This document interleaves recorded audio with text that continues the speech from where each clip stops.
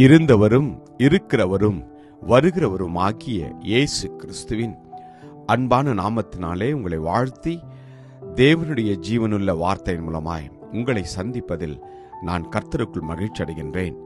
சங்கீதம் 48:14. இந்த தேவன் என்றென்றைக்கும் உள்ள சதா காலங்களிலும் நம்முடைய தேவன் மரண பரியந்தம் நம்மை நடத்துவார். ஆமென். For this is God, our God forever and ever. He will be our guide even to death. Amen. கர்த்தருடைய நாமம் மகிமைப்படுவதாக.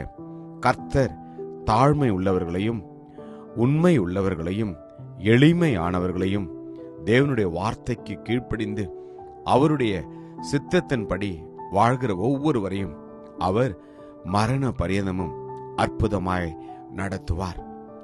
நம்முடைய தேவன் அவர் நம்முடைய நல் மேய்ப்பனாய் இருக்கின்றார்.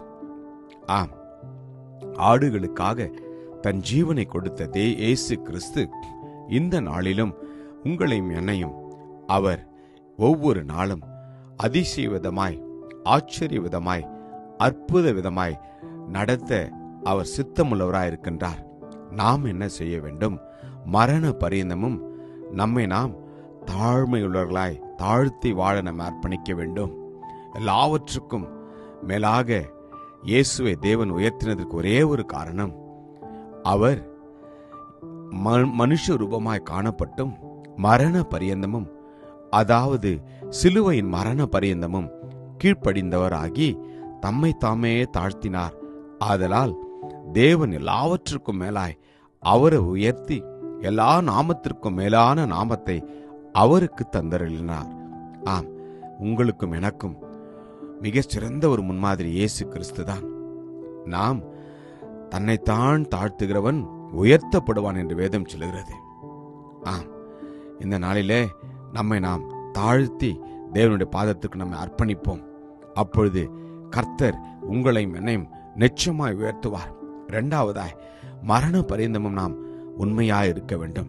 நம்முடைய வார்த்தையில, நம்முடைய கிரியைகளில, நம்முடைய செயல்களில நீங்களும் நானும் தேவனுடைய பார்வையில் உண்மையாய் நடந்து கொள்ள வேண்டும்.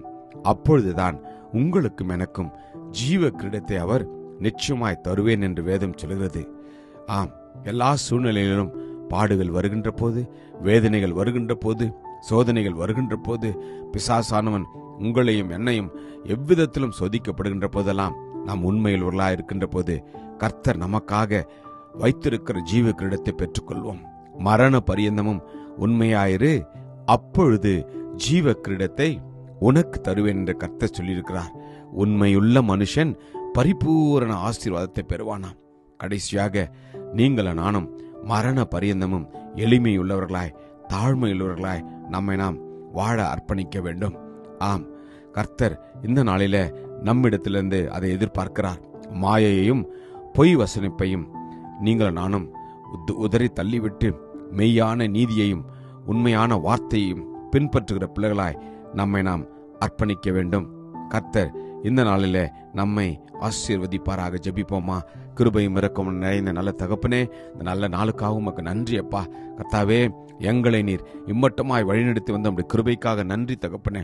மரண பரியந்தமும் அப்பா நாங்கள் தாழ்மை உள்ளவர்களாய், உண்மை உள்ளவர்களாய், எளிமை உள்ளவர்களாய் இருக்க எங்களை அர்ப்பணிக்கிறோம். ஆசீர்வதியும். இயேசு கிறிஸ்துவின் வல்லமையுள்ள நாமத்தில் ஜெபிக்கிறோம் ஜீவனுள்ள நல்ல தகப்பனே. ஆமேன். God bless you. Jesus loves you. Amen.